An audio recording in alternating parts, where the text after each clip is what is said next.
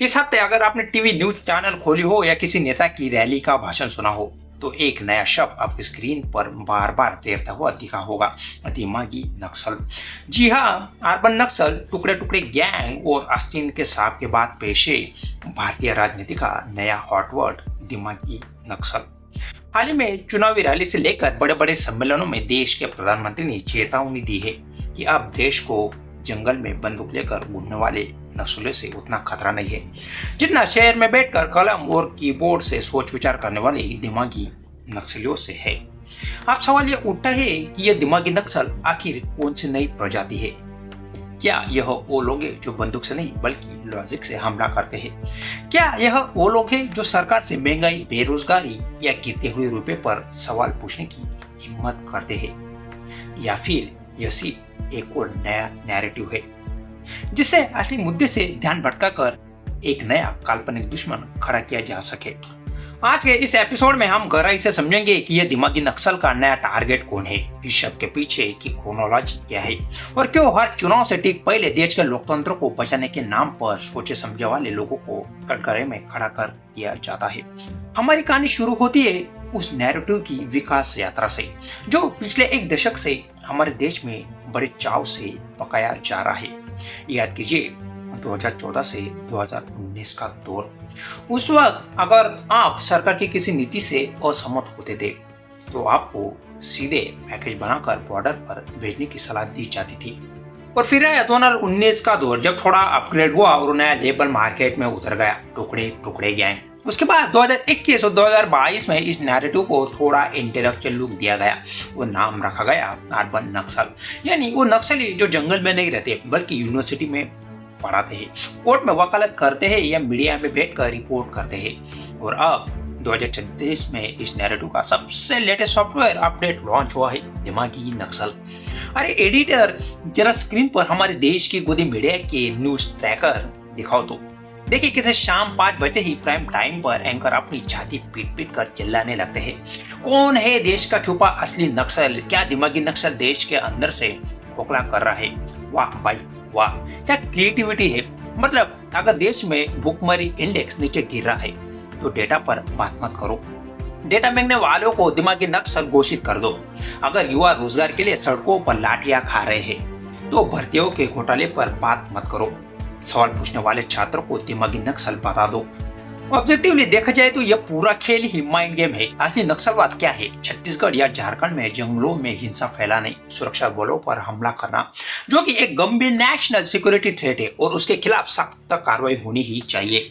लेकिन दिमागी नक्सलवाद क्या है? इसका कोई कानूनी परिभाषा नहीं है। आईपीसी या यूएपीए की किसी किताब में आपको दिमागी नक्सल का नाम कोई अपराध नहीं मिलेगा।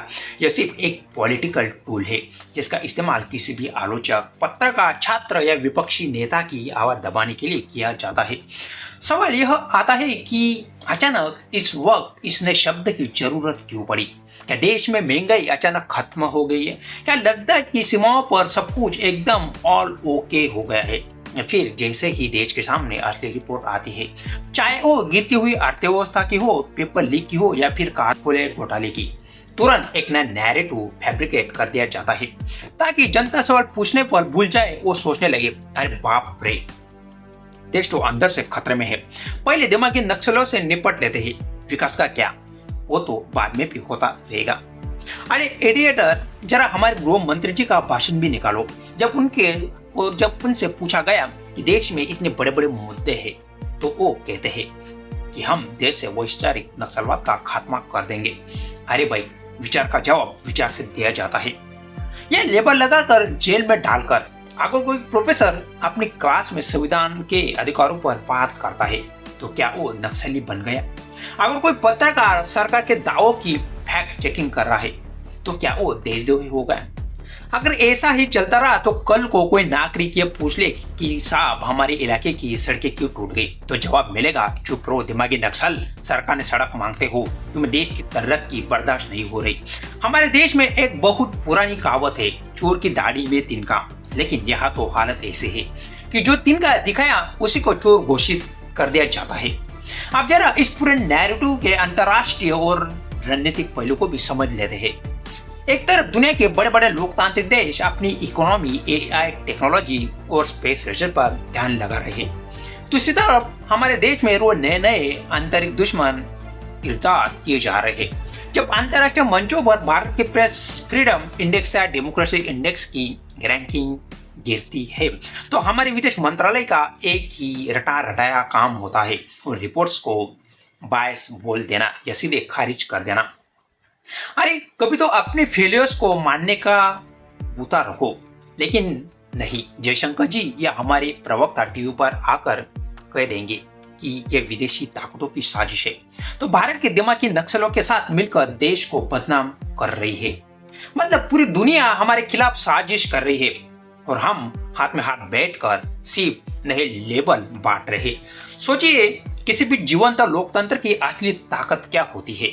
असहमति, सवाल पूछने की आजादी। अगर नागरिक सवाल पूछना बंद कर देंगे, अगर बुद्धिजीवी सोचना बंद कर देंगे, अगर मीडिया सिर्फ जी हुजूर करेगी, तो फिर लोकतंत्र और तानाशाही के फर्क क्या रह जाता है। लेकिन आज मैसेज साफ दिया जा रहा है, या तो आप हमारे कैंप में है, हमारी वाहवाही कर रहे हैं, या फिर आप देश के दुश्मन यानी दिमागी नक्सल है। बीच का कोई रास्ता बचा ही नहीं है। अगर आप न्यूट्रल रखकर निष्पक्ष बात करना चाहते हैं, तो दोनों तरफ से आपको गालियां ही पड़ेगी। यह जो दिन ब दिन बढ़ता जा रहा है लेबलिंग कल्चर है, यह हमारी फ्लोर पॉलिटिक्स की देन है, या असली समस्या का हल ढूंढने के बजाय जनता के दिमाग में डर बिठाया जा रहा है। लेकिन याद रखिए, इतिहास गवाह है कि जिन जिन देशों में सोच समझने वाले लोगों को, लेखकों और आलोचकों को निशाना बनाया गया है, उन देशों का असर क्या हुआ है। दिमाग का काम है सोचना, और सोचना कोई अपराध नहीं है। अगर सोचना ही नक्सलवाद है, तो फिर इस देश की संविधान की प्रस्तावना को भी दोबारा पढ़ना होगा, जिसमें हर नागरिक को विचार और अभिव्यक्ति की स्वतंत्रता दी गई है।